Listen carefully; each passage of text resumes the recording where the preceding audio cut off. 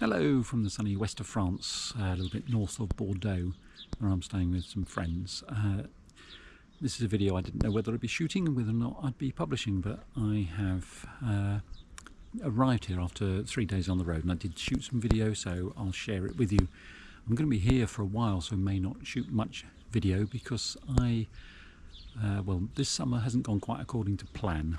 I've ended up in hospital and taken there by ambulance without the flashing lights or the siren, but I went to the doctors not feeling well and ended up in hospital with sepsis linked to another condition. I spent 10 days there, and I've come back to France hopefully for an operation. I will see the consultant at the end of this week, and waiting lists here tend to be shorter, but I don't know how long it will be. But anyway, I'm here at my friend's for a little while, sort of imposed by my medical problems. I'm feeling well in myself though, and I'll be, as I say, I'll be publishing some videos of my journey. I have no idea whether I'll do any shooting here, because when you're in someone else's place and I'm in my camper, obviously I will not necessarily be shooting anything else. I hope you enjoy this video anyway.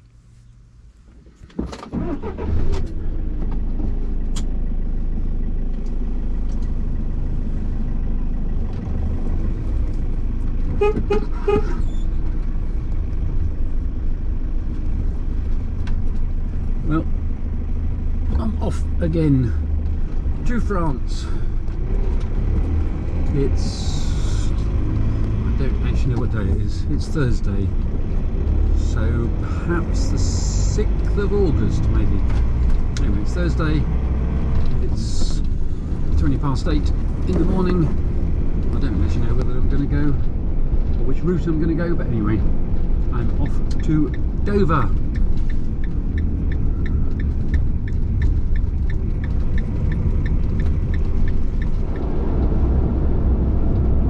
I nearly always travel on the A11 because it's dual carriageway, I think all the way until the motorway. But today I decided to come a slightly different way and go by Ipswich, which is not dual carriageway for the first 40 miles. And the main reason for that is that there's massive roadworks on the junction between Norwich Southern Bypass and the A11. And as it's early in the morning, I thought it could well be a lot of traffic, a lot of tailbacks, and therefore a lot of time wasted. So this road is slower. There's a 50-mile-an-hour speed limit, I think, for most of it, but hopefully it won't be, there won't be too much traffic. I haven't been on this way for quite some time, so I don't know if there's any roadworks or anything. To my left, you can't see, is Iconi Ventorum, which is a Roman city, the city of the Iconi, market of the Iconi. Norwich wasn't built on the top of the Roman remains, so it's still possible to visit them. Not much to see, but the walls. Whereas most other places, they're buried underneath the modern city. Anyway, this is the sort of road I'll be on for the next 60 kilometres or so before I join the dual carriageway around Ipswich.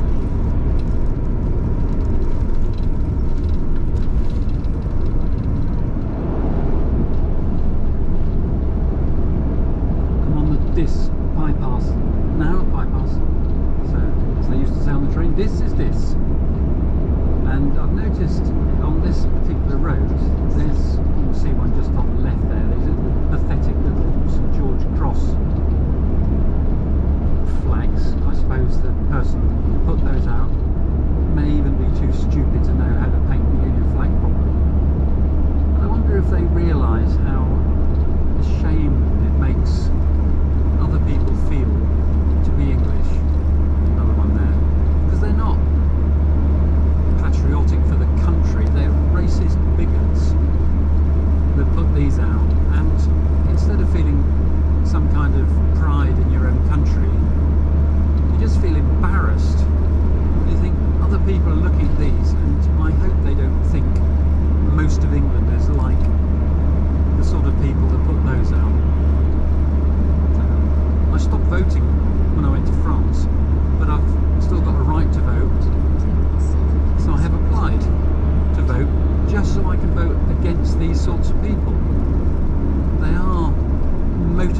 people to be more political, but hopefully motivating people out of their apathy, which I was in, just to try and keep these sorts of people away from any kind of power, because they are misguided, they are stupid, they are racist, they are full of hate, and we don't want them. I don't want them in my life, certainly, and I imagine most people don't want that kind of energy in their lives. This is a short bit of dual carriageway, and then we're back to the single carriageway. As I maybe Suffolk, just across the county border. I may video some of the fields, but I'm sure everyone knows this drought has made everything, I mean, you can see the verges there, everything that once upon a time was green is now very parched and yellow-brown. And I imagine France is going to be pretty much the same. One thing that I do notice, the difference between France and England, is that verges in England are just full of rubbish, full of plastic bags and what have you, and France is not like that. The people that came out, if they had any pride in their country, came out and put these flags, also took away their litter, so they left it neat and tidy with their silly little flags. Might be better, but you can just see just the rubbish that's in the verges. It is the first thing I notice when I land in England from France, how much rubbish there is. I know this is a very crowded little island, but it is, yeah, the verges are not a good ambassador for our country for visitors.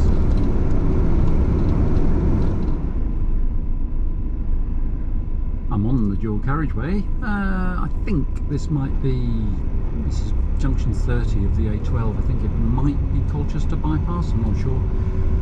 The sign said there's a 15-minute delay. So my attempt at avoiding the traffic jams by not going the A11 may be foiled. However, I've made good progress so far, and hopefully will make good progress when I've got through this. It's 10:15 now.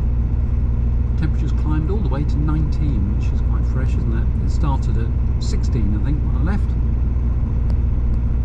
And, well, here we go.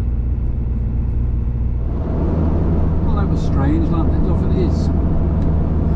10 minutes delay, and then the traffic started to move for no reason. There's no roadworks, there was no accident, there was absolutely nothing to say why there was that delay. Nothing at all.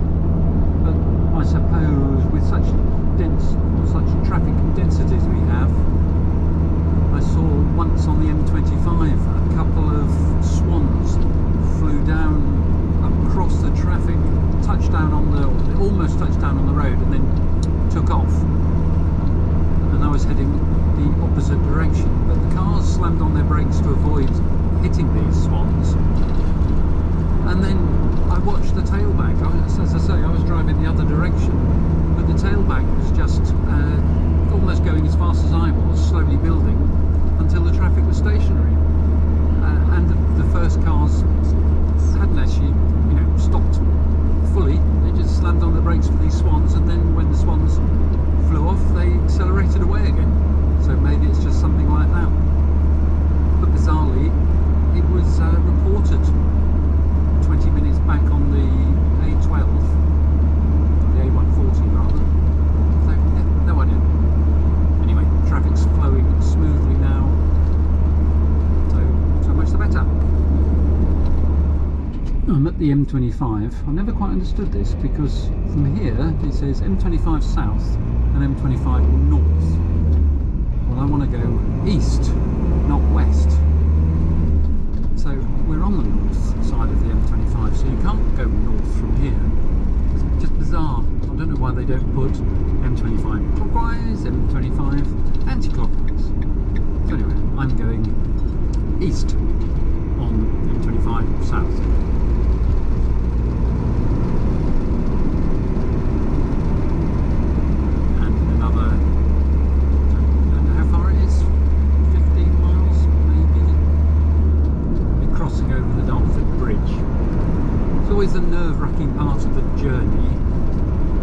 because you never know what the traffic is going to be. And if it's bad, then it can disrupt your plans because you get to the ferry port late.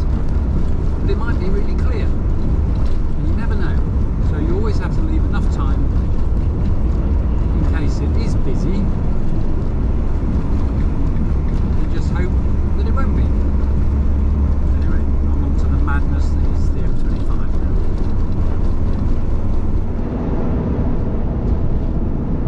This is one of the better days when the queue, well, there wasn't a queue, heavy traffic as always, but no real hold up.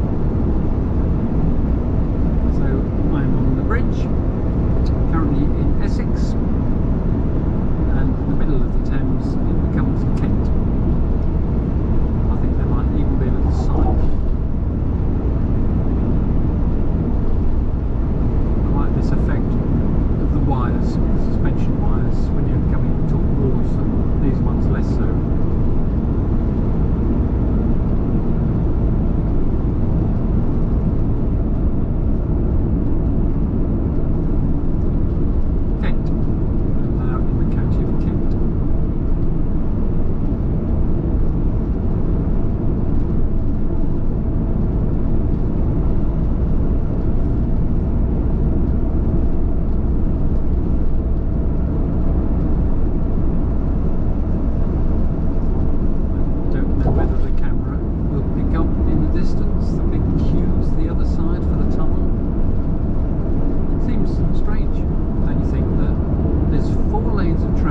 This way, 4 lanes of traffic the other way.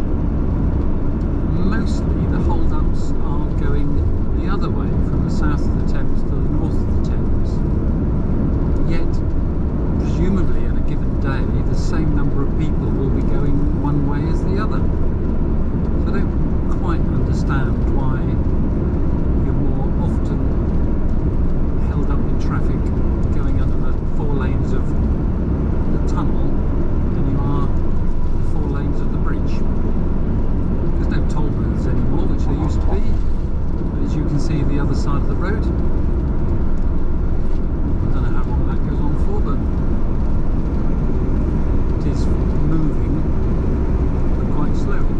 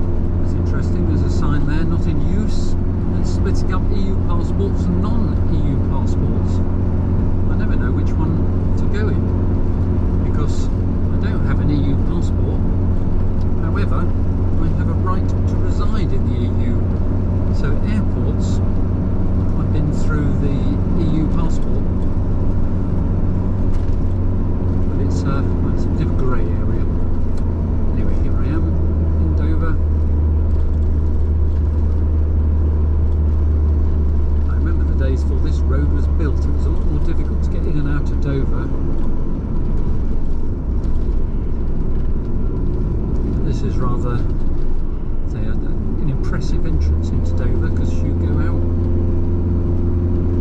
over the top of the docks on the left and on the right.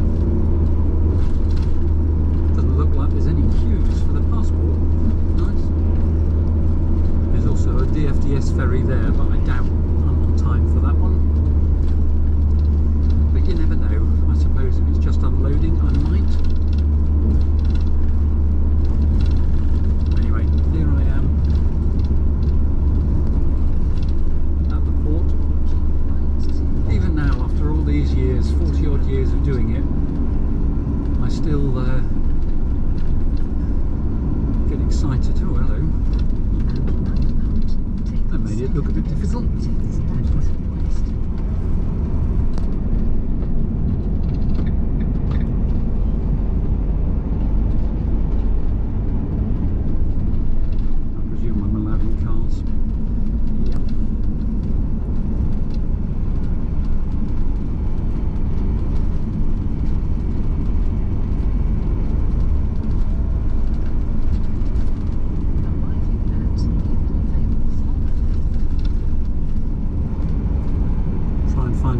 Means the kiosks are on the left. I will stop videoing because it's discouraged, if not illegal. That was straightforward, of course. There was no passport control for the British side.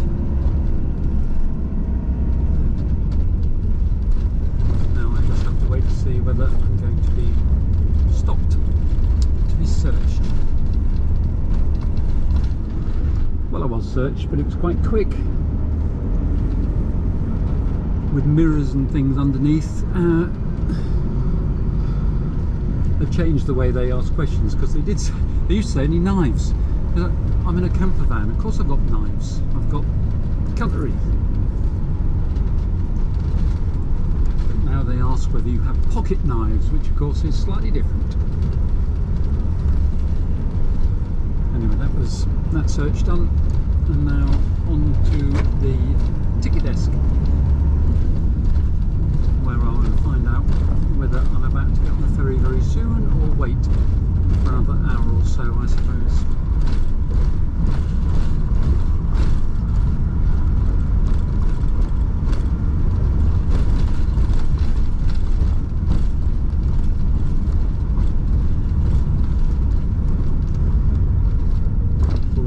Confusing here, mainly because you suddenly get thrown in among the lorries. But fairly well signposted.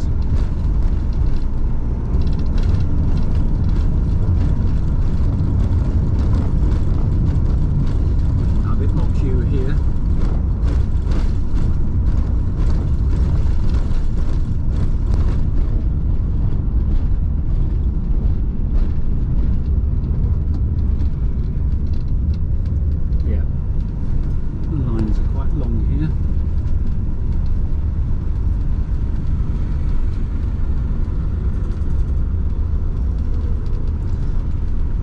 It really matters which one I go in. They'll all take roughly as long. Anyway, here I am in this first queue. What's the time? The time is 12:15. I've no idea if I have a seagull on my roof, but the three cars in front have each got a seagull passenger. Well, it didn't take too long. Now I've got to search for lane 168 because I'm on an earlier ferry.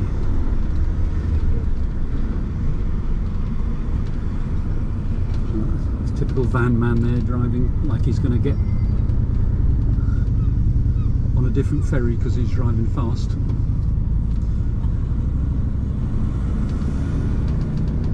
Unless he's desperate for the toilet, I suppose.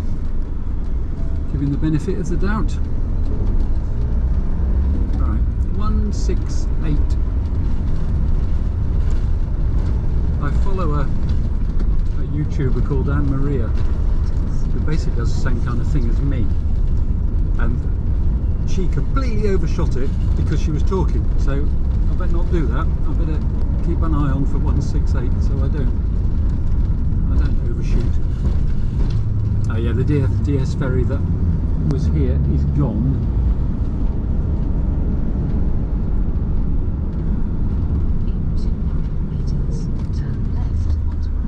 going. Take the first left.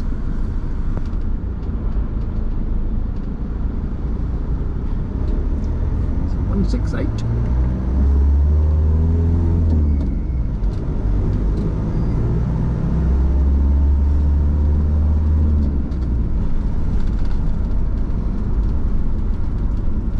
They're a bit like airports in a way, ports. Obviously this is a big one, in that it's so big.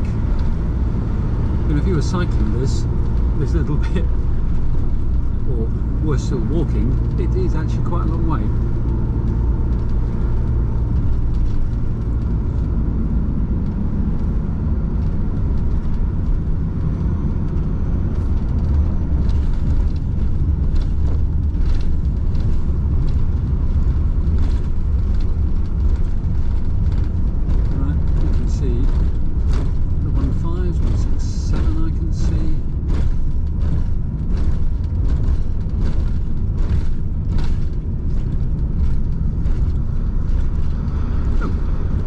Happens. Doesn't mean you get on the ferry any quicker, but I'm the first one in this particular queue.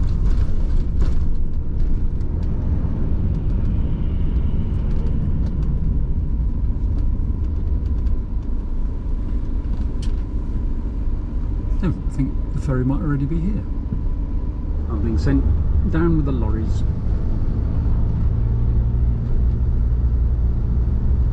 As ever, I don't know whether this means I'll be off earlier or not. You never know. And not that it really matters anyway. I'm only going to drive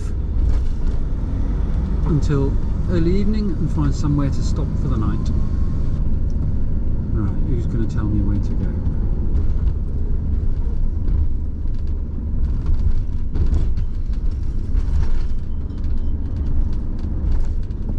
In there.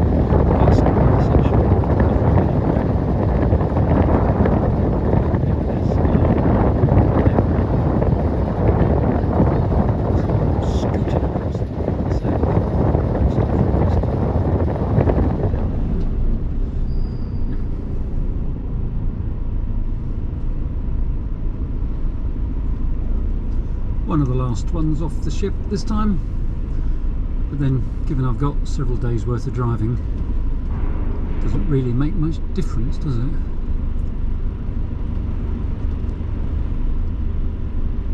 Normally they let the private cars go off before the lorries, but because I was jammed in behind them, it's not really an option.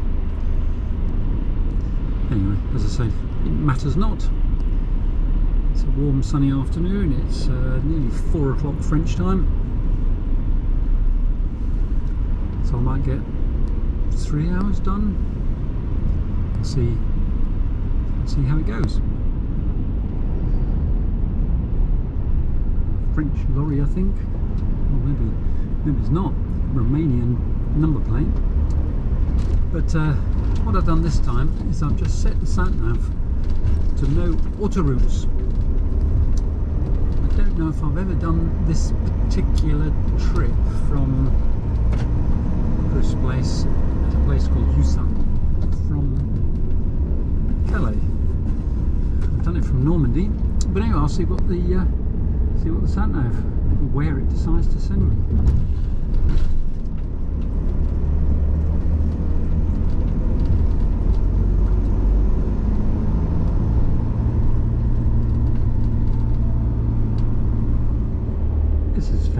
unusual, queuing in the port. Normally you come off the boat and just sort of get directed out and find yourself on the autoroute.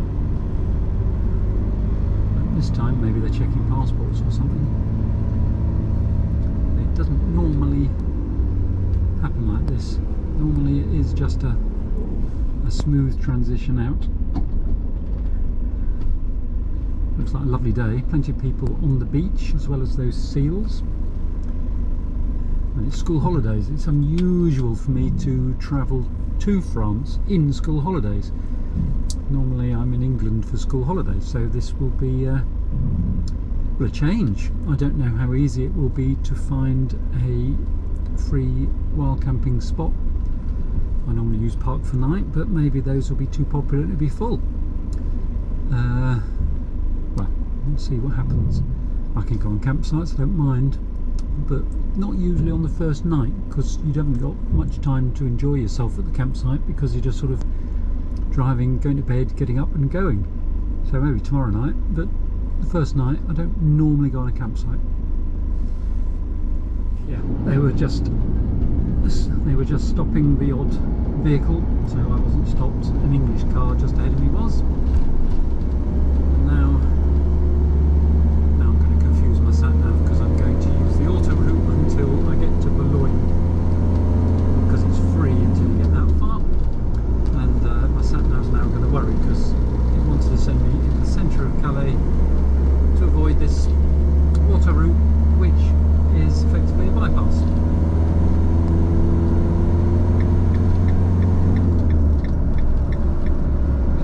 Here we are at the port in France, and on our way, or my way, me and the van, and you, I suppose as well. You're along for the ride, aren't you? Still going around Calais, but a thought just occurred to me. When I land here, the feeling is a sort of sense of serenity. I think it's because when you're trying to get to Dover, as I said, you've got the Dartford crossing, and you never know whether you're going to sail through that or whether you're going to be stuck there for an hour. And then you've got the ferry, and although it's not really stressful as such, it's part of the well, I don't know what it is really. But anyway, once you're chucked out from the ferry port, been stopped by customs. Not that I've got anything to hide, because I don't. Well, there's no point. I've got some English beer, but not very much. But yeah, once you get out onto the roads and into France, you're sort of in. And once you're in, I don't know, going to an event or something where you've got all the security guards. And once you've got through the security guards and you're in, you kind of relax. And that's what it is for me. As soon as I'm here, I feel this sense of relaxation and a sort of calm serenity. I'm here now. Here I am on the autoroute heading towards Boulogne. And as I say, the sat nav doesn't like it one bit, but I'm the boss, not my sat nav. Off to my right is the port of Boulogne, and the channel, which looks like the Mediterranean, it's so blue. And I've left the auto route now, because it's péage from here on.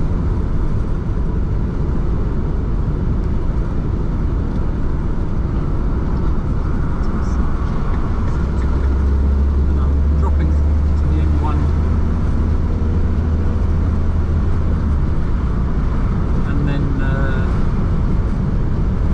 And then it's not on autoroutes at all. I'll have to look at the map, because when I ignored the last junction, it gave me a time to get to my destination, and after I ignored it, it recalculated and added 20 minutes on, so I don't know whether I should have turned off at the last one, and what route that would have taken me on.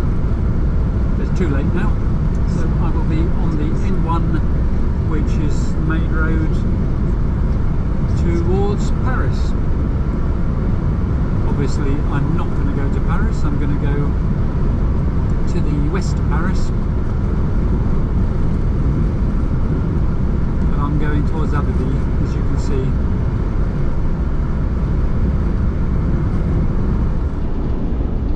Well, ironically, I've already hit a diversion on the roundabout. Suddenly the N1 is closed.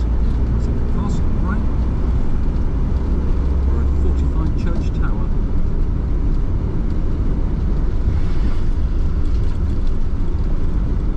And I'm going on a different route, and I presume the diversion signs will get me back on the N1 sooner or later.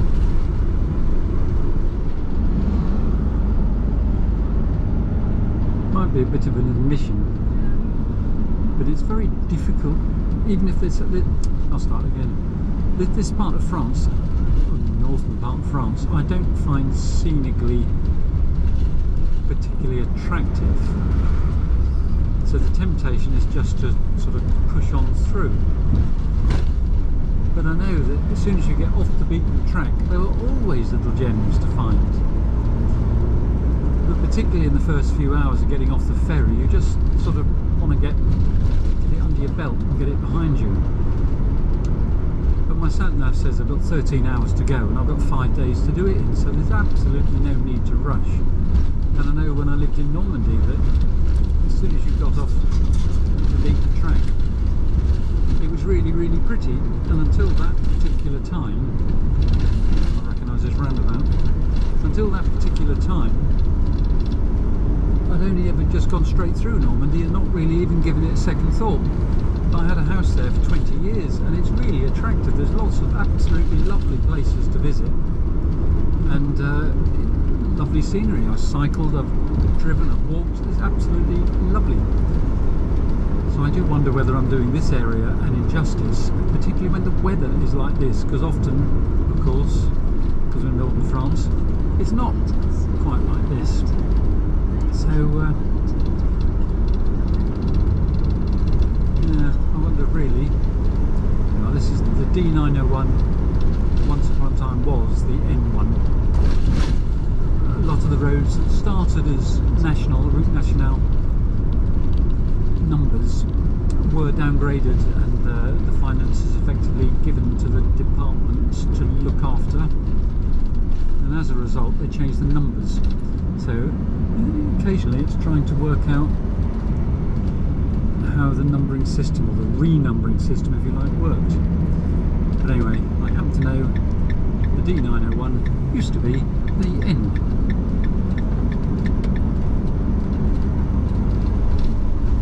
So now I've finished that little detour, and I'm on the road I thought I'd be on. As I've said before, my French is not good, but you look at those two places on the left, I don't even know how to pronounce them, because it's nothing like Fristriquis or something, it's nothing like the French that I've ever spoken.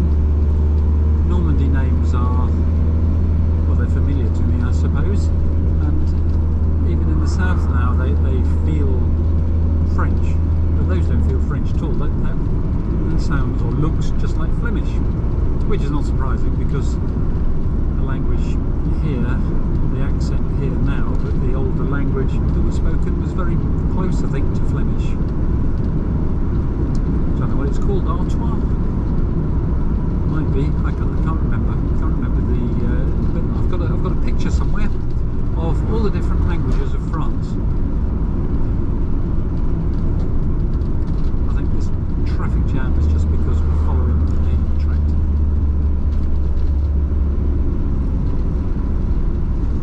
This one looks more French. Sa mère. So that could be. Well, that could be. It is French. It could be anywhere in France.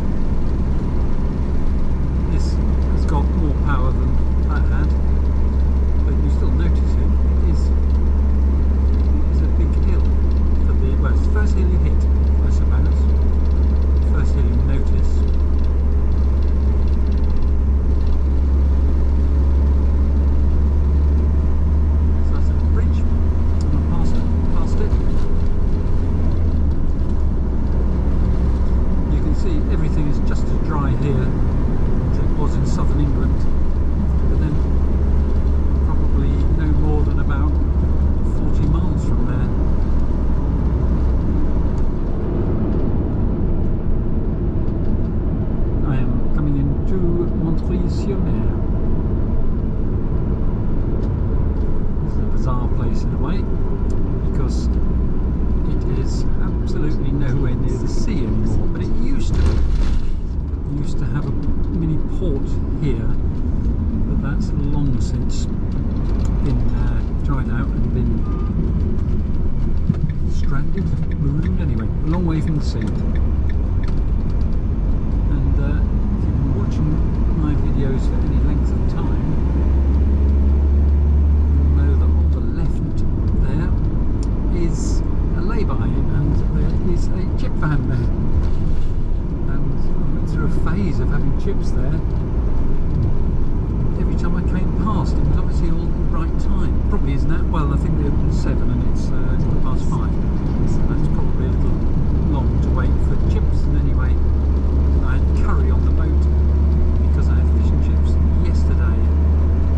Because I thought that would be my last proper fish and chips for some time. So I had fish and chips yesterday, curry today on the boat, and therefore I'm not going to have a big meal this evening. Probably said this, I'm planning to drive till about 7 o'clock maybe, find somewhere to stop. I used to be a campsite here. I've stopped at it once in the autumn. They're open all year. Spent 2 nights there maybe. I think it was 2 nights, might have even been 3. But at no time was it possible to pay anyone because the office was shut and no one came round to collect any money. So every day we went out, came back, and no one around again. Hot showers and everything, but yeah, no one around. That was Montpellier-sur-Mer, and I'm still on the D901, the M1. Well, my Garmin sat-nav has already surprised me. It's taken me off the D901, heading west on the D142 towards Berck-sur-Mer. I don't know what it's going to do from here on. So this is a road I probably have never been on. It's further west. I was expecting to go to Abbey, but it would appear not. So this is already a new road, a new territory I haven't been through. Well, I've been sitting behind this tractor for, well, 15 minutes. He's obviously not one of those ones that thinks it would be a nice thing to do to pull over and let other people pass. So this part of the journey has been quite slow. However, it's not actually Garmin's fault this particular time. Yes, that's factory tractor. But here we are, a new department. Just left the Pas-de-Calais.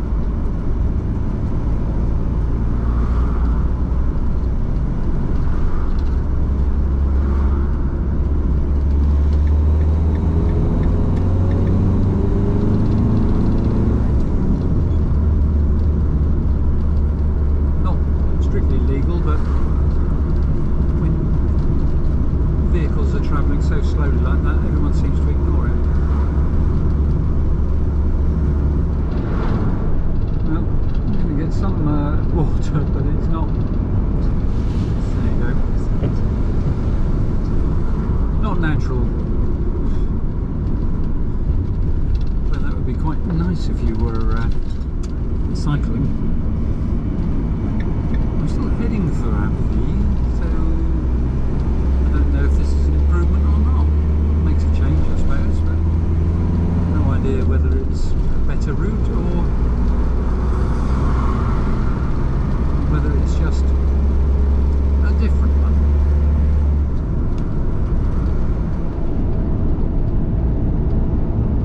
I don't think, no, the tide's out, but I'm running actually along the sea. Just on my right is an inlet at a place called Le Croitoy, and on the sat nav it shows the water coming right up to the road, but it doesn't quite. And the tide's out anyway. Here's a viewpoint for it. Very popular, very busy. A few camper vans, but I don't think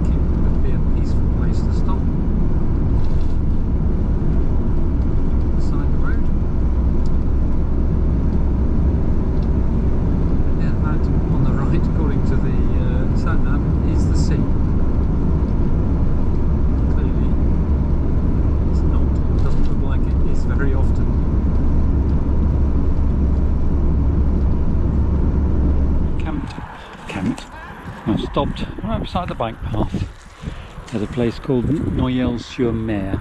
I'll go and have a look at that a bit later. But that is La Mer. This is me. Actually, looking at it, maybe I'll just reverse a little bit because my rear tyre is in a little dip. But anyway, you can see I'm not the first. There's another French, and that one behind me is Belgian. Here is a little security tip that I read. If you pull the seatbelt through the arm and down and connect it, you can't open those doors.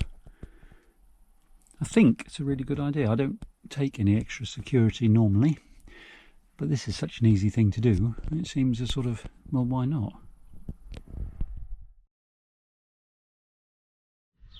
Well, thank you for watching that. Part 2 of my journey next week. Bye bye.